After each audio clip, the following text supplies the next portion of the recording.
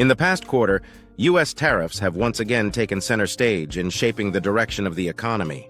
With new import taxes targeting products from countries like China and others, these policy decisions are having a ripple effect across multiple sectors. Let's start with the most immediate impact: prices. When tariffs are placed on imported goods, it becomes more expensive for American companies to bring in those products. Many of these businesses rely on global supply chains for raw materials, parts, or finished goods. As the cost of importing rises, companies are often left with two choices: absorb the higher costs themselves or pass them on to consumers. In many cases, they choose the latter.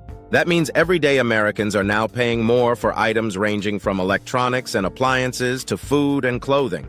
This has contributed to the persistent inflation we've seen across the economy. Retailers have been especially hard hit. Stores that depend on affordable imports have had to raise prices or find new suppliers, often at higher costs. This has led to tighter margins and less profit for many small and medium-sized businesses. In the manufacturing sector, tariffs on steel, aluminum, and other industrial goods have raised the cost of production.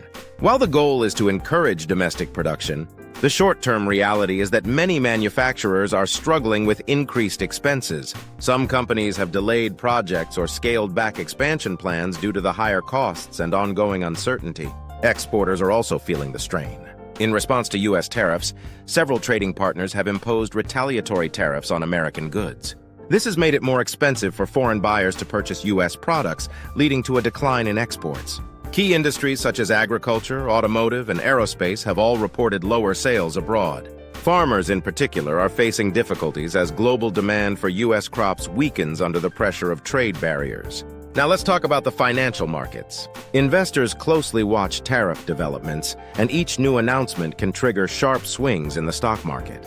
In the past quarter, we've seen increased volatility as markets react to escalating trade tensions and unpredictable negotiations. Many investors are moving towards safer assets, like bonds or gold, as they try to hedge against potential economic slowdowns. At a broader level, business confidence is also being affected.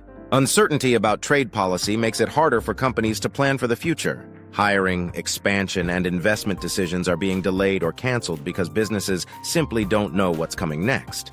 The lack of stability in trade relationships is creating a wait-and-see attitude that's slowing down overall economic momentum. However, it's not all negative. Some domestic industries are seeing short-term benefits from the tariffs. For example, U.S.-based producers of certain goods now face less competition from cheaper imports. This has allowed them to increase market share, raise prices, and boost profits, at least temporarily. But even these gains are often outweighed by higher input costs and reduced access to global customers. From a government revenue perspective, tariffs do bring in money. The U.S. Treasury has collected billions of dollars in tariff income this quarter. But it's important to note that these costs are ultimately paid by U.S. importers and, by extension, consumers, not foreign governments or exporters. Looking ahead, the continued use of tariffs as a policy tool raises important questions. Will they be used strategically to push for better trade deals? Or will they continue to disrupt global supply chains and inflate prices? Economists are divided. Some argue that targeted tariffs can protect national interests and strengthen local industries. Others warn that protectionism risks long-term damage to competitiveness and consumer well-being. In conclusion, the tariffs introduced or extended in the past quarter have had a wide-reaching impact. Prices are up, exports are down, supply chains are under stress, and market uncertainty is growing. While a few industries are gaining, the broader picture points to economic strain and reduced growth potential. Tariffs may serve a strategic purpose, but they come with real costs that businesses and consumers are feeling right now.